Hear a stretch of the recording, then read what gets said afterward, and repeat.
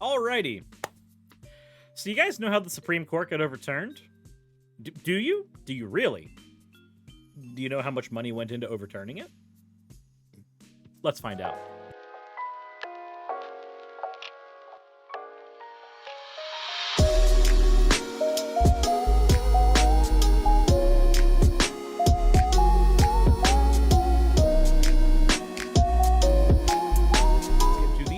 Fan art section. This one is from Bon Berry.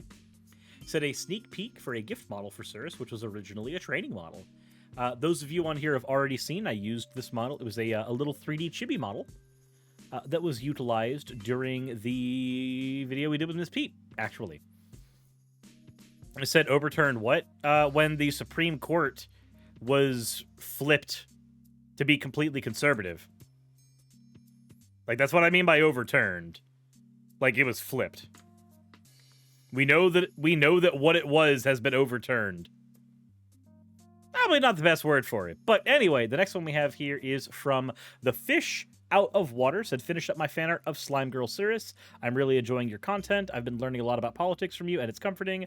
I learned a lot in trying to make the character look transparent, and I hope you like it. Everybody has been doing that. Everybody has been trying to find ways to do transparency using the Slime Girl model. It's wonderful. I showed you my chibi. Please respond. Fiat of here. Thank you very much for redeeming your points for an Ada. You fucking degen. The next one we have, and the last one for today, is from Kidderdoodle. Said, well, here we go. My attempt to doodle Suris's living room from just a glimpse at a few of the pictures. It is a work in progress, so maybe if I find some pens, I can potentially finish this up. I like how we got the Eevee plushes up there. We've got the there's a hanging Nerf gun there. That's not in my living room. That is in my office. But it's definitely there. And there's Thumper. That's adorable. And I'm guessing that's either Gigi or Emrakul. Probably Gigi, given that the pictures of my office, or not my office, my living room show that. But yeah. Do I have those right here? I think I do. Yep, this is what they're being based off of. That makes sense. Like, there's Gigi right there. There's some of the evolutions that are being held.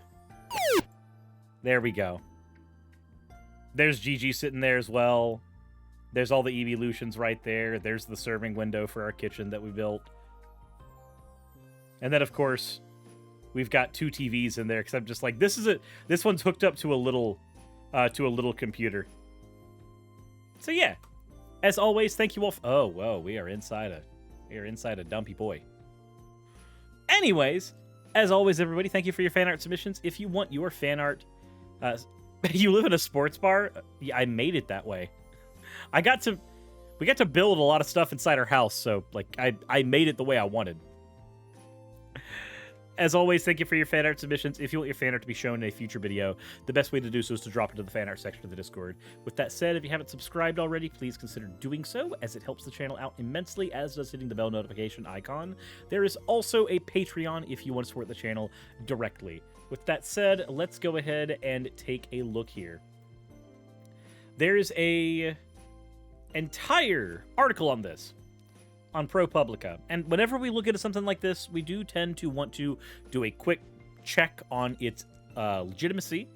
Lolo Scray, thank you very much for redeeming your points for an owl. We do want to check on its legitimacy, so let's take a look. So ProPublica has a left of center bias, which isn't terrible. It has a high rate of factual reporting, not very high, but good enough. Overall, they're left of center, story selection that favors the left, factually high due to proper sourcing and evidence-based reporting. They're headquartered in New York City. It has an analysis of everything that they do. They partner with 47 different sources, including reputable left-leaning news organizations. All the information we could need here. They've not failed a fact check in the last 5 years, according to this as well. So that is definitely good to know as we walk into this. Hopefully that doesn't poison the well one way or another for most people, but do understand that when you are doing any type of reading on the news and you're looking at a website that talks about the news, please actually take a look at the biases that the website has, and there's ways to measure that. There's places and people that literally pull that stuff together. Media bias fact check is one of them, but it's not the end all be all. But let us go ahead and continue on here. So, this core story was co-published on The Lever, not super important for this. An elderly, ultra-secretive Chicago businessman has given the largest known donation to a political advocacy group in United States history, worth $1.6 billion, and the recipient is one of the prime architects of the conservatives' efforts to reshape the American judicial system, including the Supreme Court. Through a series of opaque transactions over the past 2 years, Bar Said, I don't know how to pronounce that name, a 90-year-old manufacturing magnate gave the massive sum to a nonprofit ran by Leonard Leo, who co-chairs the conservative legal group, the Federalist Society. So let's go and take a look and see the Federalist Society. Who are they? Let's take a bit of a look here. They're an American legal organization of conservatives and libertarians that advocates a textualist and originalist interpretation of the United States Constitution. Constitutional originalists. They have roles in the George W. Bush and Donald Trump administrations, apparently. Let's see here. They have 200 student chapters at law schools across the United States, as well as lawyer chapters in 90 U.S. cities. The Federalist Society provides 700,000 members with intellectual sparring and professional grooming. David Montgomery, writing in the Washington Post magazine, said that each individual member of the group is akin to an excited synapse in a sprawling hive mind, with no one actually in charge. That sounds terrifying. I don't know. I don't want slivers in politics. Why do we have slivers in politics? Anyways, the donation was first reported by the New York Times on Monday. The Lever and ProPublica confirmed the information from documents received independently by the news organizations. Our reporting sheds additional light on how the two men, one judicial kingmaker and another a mysterious but prolific donor to conservative causes, came together to create a political war chest that will likely supercharge efforts to further shift American politics to the right. As President Donald Trump's advisor on judicial nominations, Leo helped build the Supreme Court's conservative supermajority, which recently eliminated constitutional protections for abortion rights and has made a series of sweeping pro-business decisions. Leo, a conservative Catholic, has both helped select judges to nominate to the Supreme Court and directed multi-million-dollar media campaigns to confirm them. So, how do you make sure that it is easier to get who you want in the Supreme Court? Simple. Bankroll them. Leo derives immense political power through his ability to raise huge sums of money and distribute those funds throughout the conservative movement to influence elections, judicial appointments, and policy battles. Yet the biggest funders of Leo's operation have long been a mystery. Said, who led the surge protector and data center equipment maker Trip Light for more than half a century, has been almost unknown outside of a small circle of political and cultural recipients. The gift immediately vaults him into the ranks of major funders like the Koch brothers and George Soros. In practical terms, there are few limitations on how Leo's new group, the Marble Freedom Trust, can spend the enormous donation. The structure of the donation allowed Seed to avoid as much as $400 million in taxes, thus he maximized the amount of money at Leo's disposal. Now, Leo, 56, is positioned to finance his already sprawling network with one of the largest pools of political capital in America's history. Said has left his legacy to Leo. Said, "To my knowledge, it is entirely without precedent for a political operative to be given control of such an astonishing amount of money," said Brendan Fisher, a campaign finance lawyer and nonpartisan watchdog group at the Nonpartisan Watchdog Group Documented. Leonard Leo is already incredibly powerful, and now he is going to have over $1 billion at his disposal to continue upending our country's institutions. In a statement to the Times, Leo said that it was high time for the conservative movement to be among the ranks of George Soros Hans-Jörg Weiss, I'm not going to pronounce that name actually, Arabella advisors, and other left-wing philanthropists, going toe-to-toe with the fight to defend our Constitution and its ideals. Leo and representatives for Side did not immediately respond to requests for comment. Rockhopper Fluffy Boy, thank you very much for the subscription. Also, Lolo Scary, thank you for the... Oh, well, I don't know if I caught that earlier, but in case I didn't. In a statement to the Times, Leo, we already read that part. The Marble Freedom Trust is a so-called dark money group that is not required to publicly disclose its donors. It has a wide latitude to spend directly on elections, as well as ideological projects, such as funding the issue advocacy groups, think tanks, universities, religious institutions, and organizing efforts. Corporate name: Trip Manufacturing Company. President: Grand Haflinger. Already had that. In an unusual maneuver, Leonard Leo was added as an officer to Barry Said's company. Said left the company's board, and his name was crossed out in the state corporate disclosure filings. The creators of the Marble Freedom Trust shrouded their projects in secrecy for more than 2 years. The group's name does not appear in any public database of business, tax, or security records. The Marble Freedom Trust is organized for legal purposes as a trust rather than as a corporation. That means it does not have to publicly disclose basic details like its name, directors, and address. The trust was formed in Utah. Its address is a house in North Salt Lake owned by Tyler Green, a lawyer who clerked for Supreme Court Justice Clarence Thomas. Green is listed in the trust's tax return as an administrative trustee. The donation does not appear to violate any laws. Well, of course it doesn't, because ages ago, we long since uncapped the amount of money that could be spent on political figures or individual political organizations. We wanted there to be maximum freedom in politics, and so we made it to where only those with a lot of money had freedom in politics. Yay!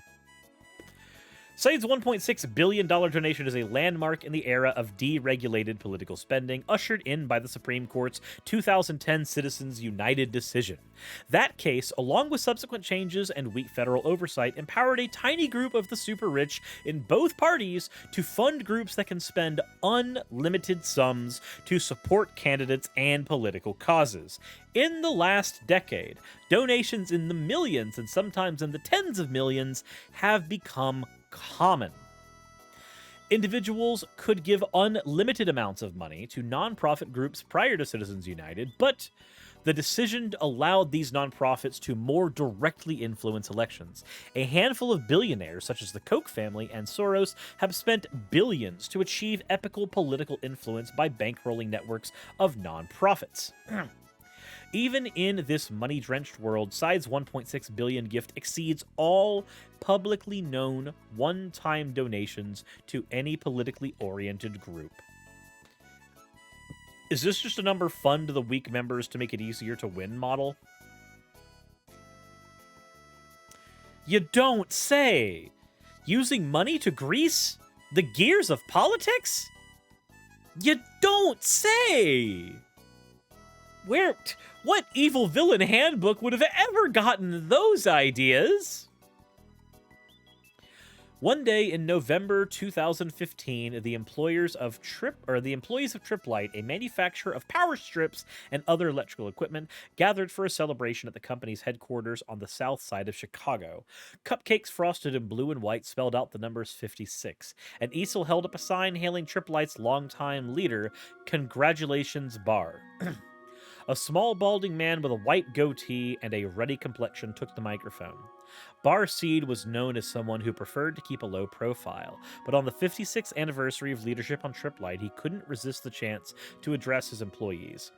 Later, as he bit into a cupcake, he posed for a company photographer, who later uploaded the photo to the company's Facebook page.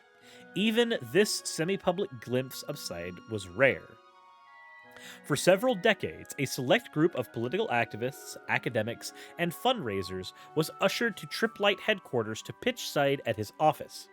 Despite his status as one of the country's most prolific funders of conservative causes, and despite his decades as the president and sole owner of the country's most successful electronic makers, he's spent most of his 90 years painstakingly guarding his privacy. There are no art galleries, opera companies, or theaters, or university buildings emblazoned with his name in his hometown of Chicago. There's even some confusion over how to pronounce his name. People who've dealt with him say it's Side. Okay, so it's Side. The Lever and ProPublica pieced together the details of his life and his motivations for his extensive donation through interviews, court records, and other documents obtained through public records requests.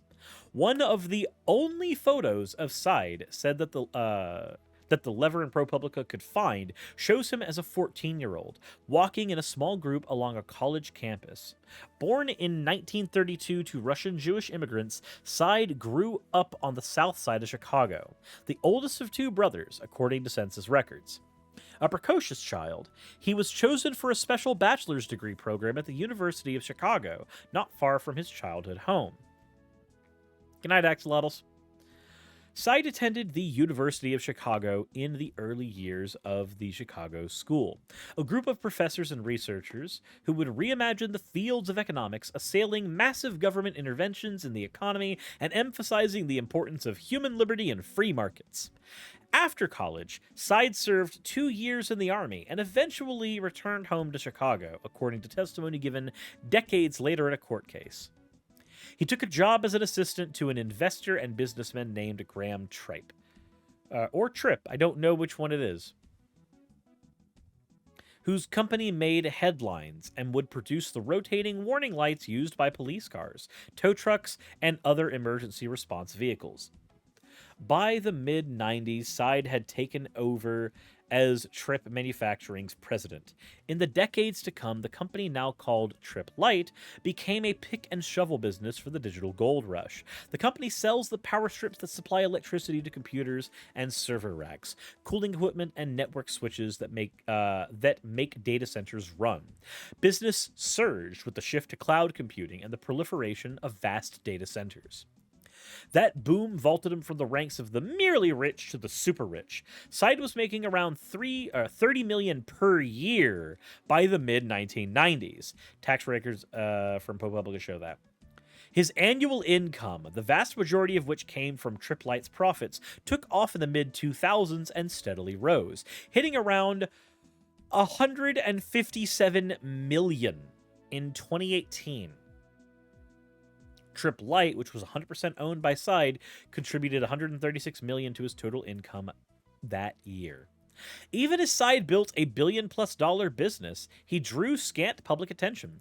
Forbes never put him on its list of the wealthiest Americans, and businesses and political press rarely mentioned him. Yet, he was becoming a major donor. He gave at least $775 million in charitable donations between 1996 and 2018, a period in which he reported $1.7 billion in income, according to his tax records. Seed parceled out a small portion of those donations to Chicago area universities, religious organizations, medical research, and dozens of civil focus groups. While Side has never spoken to the press about his ideology, evidence of his worldview has emerged here and there. His family foundation has supported the University of Chicago's Becker-Friedman Institute for Economics, named after two of the Chicago school's intellectual leaders, Gary Becker and Milton Friedman. He has also donated to the Heartland Institute, a Chicago-based nonprofit that has a history of using inflammatory rhetoric and misleading tactics to undermine climate science. Oh dear. Let's go ahead and take a quick look at the Heartland Institute. Let's go ahead and see. It's a conservative and libertarian public policy think tank known for its rejection of the scientific consensus on climate change and the negative impacts of smoking. Ah, so the oil and tobacco industry's mouthpiece. Got it. Good to fucking know.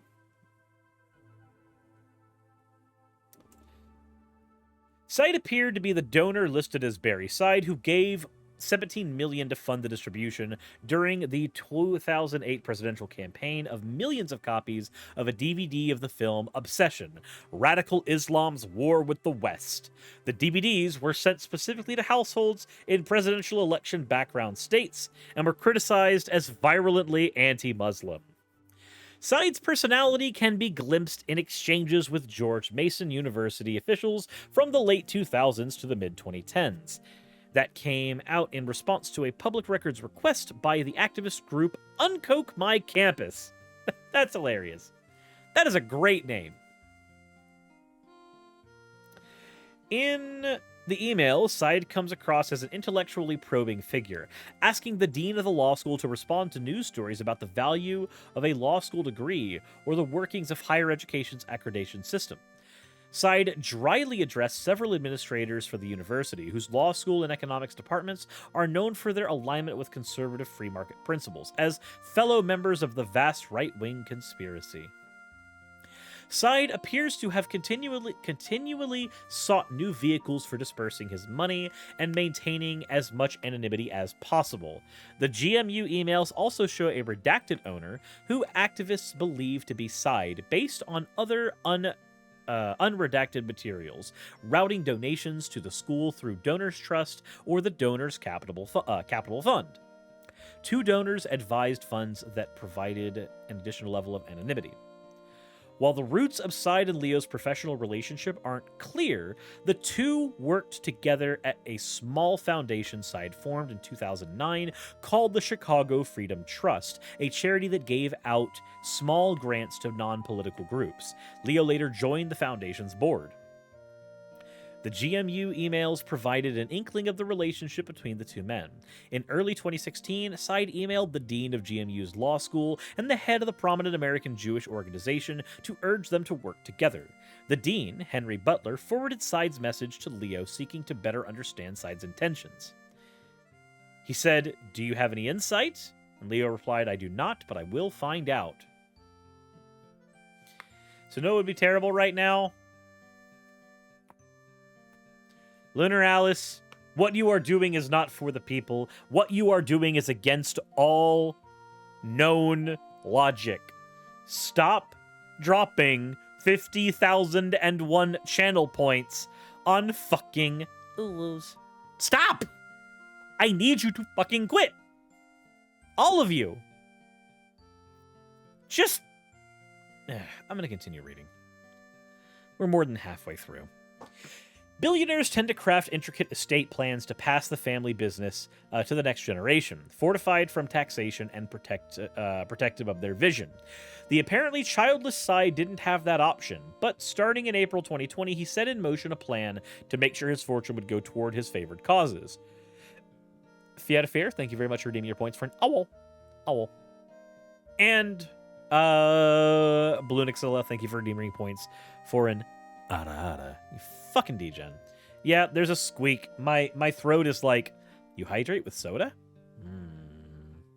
I'm gonna make you burp.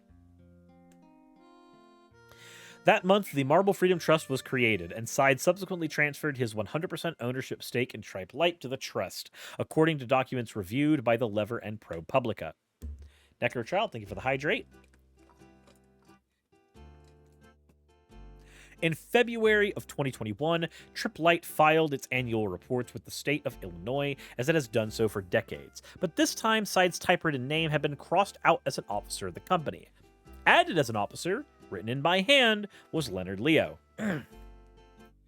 As Tripe Light subsidiary in Nova Scotia, Canada, similarly removed Said as director and added Leo as a director in March 2021. Then, later in the same month, Eaton Corporation, a large publicly traded company, acquired Tripe Light for $1.65 billion. The transactions appear to have been carefully sequenced to reap massive tax savings. Selling a company that has grown in value after decades of ownership is treated the same way for tax purposes as a person selling a share of stock. If the property has grown in value, capital gains taxes are due when it's sold. But Side transferred Trip Light to the Marble Freedom Trust, a non-profit that is exempt from income tax, before the electronics company was sold. As a result, lawyers say Side avoided up to $400 million in state and federal income tax, preserving those funds for Leo's operation. If the person who had owned the stock had sold the stock himself, he would have taxed the appreciation value of the stock, said Ellen April. Whereas if you give it to a 501c3, or 501c4, there's no charitable deduction for giving this money, but you avoid the tax on all that appreciation. Political advocacy nonprofits like the Marble Freedom Trust are formally called 501c4 social welfare organizations, after this section of the tax code. Informally, they are known as dark money groups because donors can remain secret, in contrast to the public disclosure required of gifts to public campaigns or super PACs. While they can spend money directly advocating for or against candidates in political campaigns, such spending cannot be their primary purpose. In giving to such dark money groups, Side also avoided another federal levy, the gift tax, thanks to a change signed in by President Barack Obama in 2015. There's a reason why giving money specifically to a trust might have been attractive for an older and ideological donor such as Side. The founding documents that lay out how the trust will spend the money can be harder to change than the governing documents of a corporation. Mayer added that while corporations usually have at least 3 directors, trusts can have just a single trustee in charge of the organization's activities. Leo is the trustee and chairman of the Marble Freedom Trust. In other words, Leo is now in charge of the massive sum of money. For decades, Leo has served as the top executive at the Federalist Society, helping lead the influential Washington-based conservative lawyers group that serves as a launching pad for careers on the right. I'm not doing that poll, Hungmaster. By early 2020, Leo made an announcement that suggested he was taking his successful model for reshaping the courts to remake American politics at every level, local, state, and federal. In an interview with Axios, Leo said he was stepping away from his day-to-day role with the Federalist Society to take a more active role in steering a network of conservative dark money groups. The plan was to expand the network scope to funnel tens of millions of dollars into conservative fights across the country. What Leo did not mention in the interviews was the immediate creation of the Marble Freedom Trust, his biggest ever war chest. Leo's long career as both a legal activist and a prodigious fundraiser for conservative causes shows a steady march towards becoming a central figure in the Republican Party's successful strategy to fill as many judicial vacancies as possible with young conservative judges skeptical of the federal government's power. He served as an advisor on Trump's 2016 campaign, helping the candidate take a step no other major presidential candidate has taken, releasing a list of names he would draw on to nominate to the Supreme Court. Coming at the moment when conservatives were wary of Trump's past leanings, the move bolstered his support among social conservatives. Leo stayed on as a judicial advisor during Trump's 4 years in office. During that time, Leo helped the president appoint and confirm more than 200 nominees to the federal bench, most famously the Supreme Court Justices Neil Gorsuch, Brett Kavanaugh, and Amy Coney Barrett. Leo's efforts to reshape the country's judicial system began long before Trump's political ascent. In 1991, he joined the Federalist Society, which was then in its early years and only beginning to build a pipeline for conservative jurists. In the view of Leo and his allies, the U.S. legal system had drifted dangerously far from its roots, establishing privileged classes and doctrines that were not enumerated in the Constitution and would be unrecognizable to the founders. These same courts had also empowered a class of unelected bureaucrats dubbed the administrative state to impose needless regulations and to endow the federal government with too much power. Like his close friend Justice Antonin Scalia, Leo argued for an originalist view of the Constitution, namely that the country's founding document should be interpreted strictly based on how its 18th century authors understood its words at the time. Okay, so we just get slavery back. Like, that's what that means. If we're taking that document exactly as it was written, then we just get slavery back. No amendments matter at that point. Nothing is added. We just go back to having slavery. Great! My favorite. I liked when we gave the smallpox blankets out. Those were cozy. Leo set out to create a network of interlocking groups that could each play a part in returning the country to what it was at its roots, whether by training future generations of Scalias, funding scholarship that made the case for originalism, or bankrolling efforts to install conservative judges on the bench. Between 2005 and mid-2021, Leo and his associates raised at least $460 million, not including the trust's own funds. According to tax records, Leo's network had funneled those hundreds of millions into ad campaigns and right-leaning groups. The Judicial Crisis Network, which is now called the Concord Fund, is headed by a former clerk to Justice Clarence Thomas and Leo associate named Carrie Severino. And they have spent tens of millions airing ads during the Supreme Court confirmation fights. The group's fundraising took off in 2016 when it led a campaign to block Obama Supreme Court nominee Merrick Garland's confirmation. That year, Leo's network received a $28 million infusion from a single anonymous donor. Leo and his network long refused to say who was paying for their advocacy campaigns. Leo's network has worked closely with Senate Republicans and has showered them with cash as well, recently donating $9 million to a dark money affiliated with Senate Minority Leader Mitch McConnell. While Leo is best known for his influence on the Supreme Court, he and his network have also worked to shift the balance of power throughout the judiciary, in federal district and appellate courts, and in state Supreme Courts too. At the state level, the network funds groups supporting conservative gubernatorial and legislative candidates. Leo's nonprofits and their subsidiaries have recently pushed states to tighten voting laws, opposing the teaching of critical race theory in schools, and financed organization presses states to remove millions of Americans from the Medicaid rolls. But now, with sides largest, Leo has nearly 4 times the amount he raised over 16 years at his disposal, with the ambitions to match. He says, "I have a very simple rule, which is I'm engaged in the battle of ideas. I care very deeply about our Constitution and the roles of courts in our society." That's what he told the Washington Post in 2019 when asked about his donors. He said he doesn't waste time on stories that involve money and politics because what I care about is ideas. Yeah, he cares about ideas, but he's bankrolling them. This is why we need to limit spending on fucking politics. I'm sorry if... So here's the thing. Can we talk about voting with your dollars for a minute? Now that we've gone through the entire thing, we've got the takeaway, right? We got the takeaway. It's not just the Koch brothers. They are the most well-known conservative donor, but there's more than that. And if there's this one, if Leo and Side are able to hide in the shadows and do all this shit in general, then we know for a fact that there's going to be more of this. There's been more of this. By and large, the right has more money than the left. Mostly because the right loves capitalism more. Kind of how that works. So, when we are looking through a story like this, we have to ask ourselves, how do we get here? How do we get to that point? Largely, it's because politics has become a very profitable game. Being in politics means that you can influence things that increase the amount of money that you can make. There's a reason why a lot of people, including me, would very much like to see a limit on the amount of spending that can be done on any candidate. I would like to make it to where candidates cannot own stocks.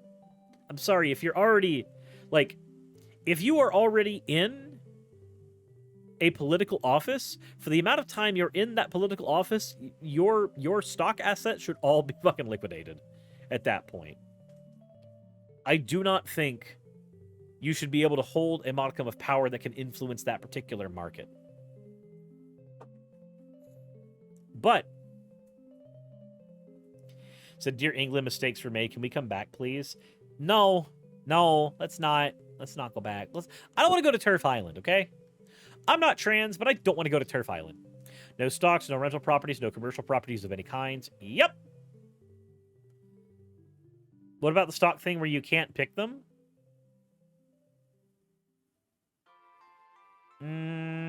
No. No. So here's the thing. Once you actually find yourself in American politics at one of those levels, you start getting hundreds of thousands of dollars. Like, if you are sitting on the House, if you are like Marjorie Taylor Greene makes $140,000 a year, and that is just counting the money that. Yes, my son. Are you enjoying that camera? Fuck off, please. Anyway, so $140,000. That is an amount of money that were I to make that yearly, I'd be set. I wouldn't care. I don't have to make more money. I don't.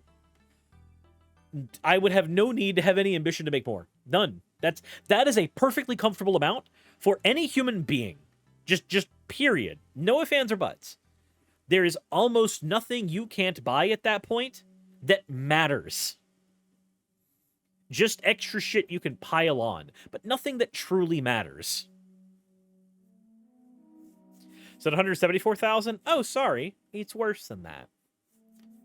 Once you're at that point, I don't think making extra millions of dollars because of stocks you can influence is okay. And I don't think that having millions of dollars just injected into American politics by people who do not have the American people's best interests at heart is a good idea. And I don't care which side of the political aisle that comes from. I don't. By and large, it is easier for people to advocate for themselves on an individual basis if they are not being constantly influenced by shit tons of money being injected into a propaganda system. And yet, that is exactly the world we live in right now. Conservative think tanks being funded all the time are constantly being used to make sure that American politics will continue their shift towards the right. And that's terrifying. Because at the end of the day, those organizations are not here to look over the best interests of American people. They are here to look in the best interests of American businesses. And not mom and pop businesses, but large businesses, your Walmarts, your General Motors. Those are the ones that are going to make all of that money from those decisions, not you and me. So why are we okay with them being bankrolled here? Limit the amount of money that is in politics to an absurd degree. Limit the areas where ad campaigns can be done. Make it to where politics is legitimately separate from most people's lives, not just something that they can avoid merely by not being on social media, but something where if somebody is, say, trans or LGBTQ, they don't have to butt up against the violent rhetoric of somebody like Marjorie Taylor Greene every other day. So since the top 5% of 85% of the country's wealth, what in the world makes us think when only money votes that we have a chance of representation? Yep. That's how that works. But let me know what you guys think in the comment section below. Did you know about this little bit of funding here? Because this information just broke. And I'm going to be a little late to it for when the video actually goes live, but let me know what you guys think. What solutions do you have to this particular conundrum of money being injected into politics at a rate that would rival what we wish we could do with COVID vaccines? Anywho, as always, everybody, insert end of video tagline here.